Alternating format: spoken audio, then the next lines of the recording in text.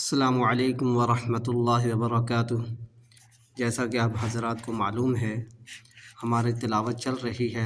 आज सूरह क़ाफ की आयत नंबर 7 पढ़ेंगे इंशाअल्लाह। यहाँ से लेकर 9 आयत तक पढ़ेंगे, लिहाजा तवज्जो फरमाइएगा। जो माएँ बहनें, जो भाई बुज़ुर्ग कुरान पाक सीखना चाहते हैं, ये बहुत ही अच्छा प्लेटफार्म है आपके लिए। तजवीद के साथ कुरान पाक पढ़ें। अऊज़ु बिल्लाहि मिनश शैतानिर रजीम। बिस्मिल्लाहिर रहमानिर रहीम। वल अर्ज़ मददनाहा वल अर्ज़ मददनाहा वल अर्ज़ मददनाहा व अलक़ैना फ़ीहा وألقينا فيها رواسي وأنبتنا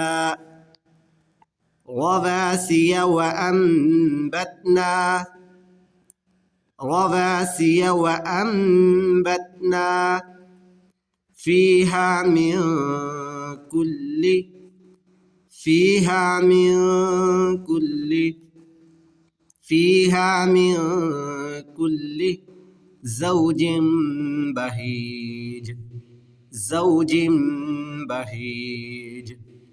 زوج بهيج والأرض مددناها وألقينا فيها رواسي وأنبتنا فيها من كل زوج بهيج تبصرة وذكرى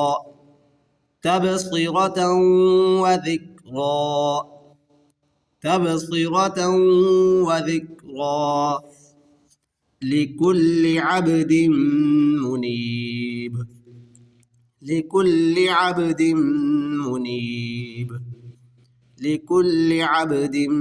منيب تبصرة وذكرى لكل عبد منيب ونزلنا من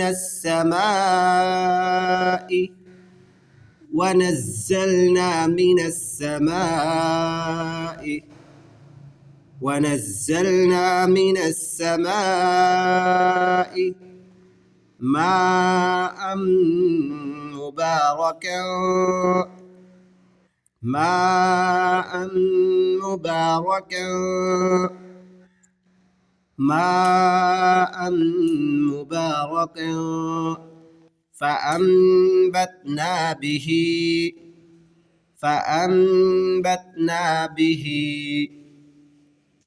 فأنبتنا به